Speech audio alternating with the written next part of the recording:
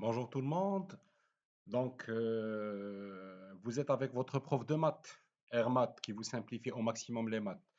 Bon, aujourd'hui, on va voir comment factoriser en tous les temps. On sait que pour factoriser, soit on va factoriser avec une identité remarquable ou bien avec un facteur en commun. Si on prend par exemple ici le premier exemple, on a deux termes. On a ici 3x au carré plus 6xy. Le 6, je peux l'écrire 3 fois 2. Ça va nous faire 3x au carré, c'est x fois x, plus 3 fois 2 fois x et y. Donc ici, on peut dire que on a le 3 qui est en commun et le x dans les deux termes. Donc la factorisation, elle est très très simple. Je vais factoriser avec le facteur commun qui est 3x. Il me reste x plus, le plus je le mets, et ici il va nous rester 2y. Et j'ai pu factoriser grâce au facteur commun. Mais ce n'est pas tout le temps simple. Par exemple, ici, on a x au carré moins 2ay. Donc, il n'y a aucun facteur commun entre les deux termes. Aucun, mais aucun. Et moi, je suis intéressé par factoriser avec a.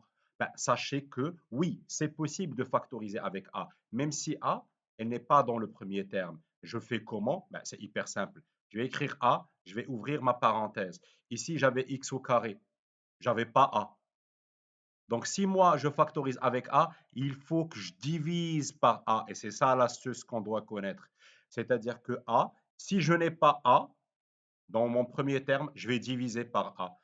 D'accord? Et si je prends le a, il me reste moins de y. Et si je fais le développement, le a va partir avec le a pour avoir x au carré. Et ici, le a va être multiplié à 2y pour avoir moins 2a, y. Donc, j'ai pu factoriser avec un nombre qui est a, avec un inconnu a, même s'il n'existe pas dans le premier terme.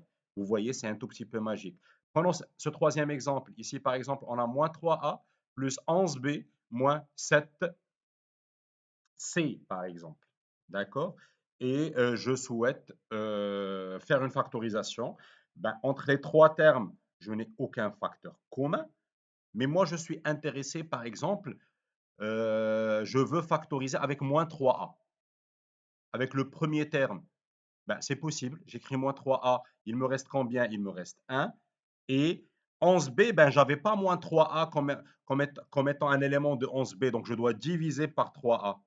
11b divisé par moins 3a, moins 7c divisé par moins 3a. Et là, j'ai pu factoriser avec moins 3a. Si je redéveloppe, ça va me donner moins 3a.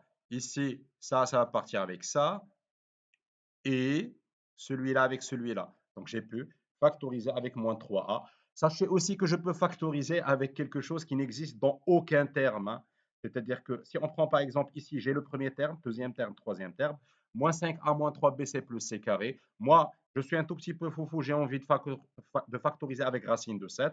C'est possible. Ça va faire moins 5a sur racine de 7, moins 3bc sur racine de 7 et plus c au carré sur racine de 7.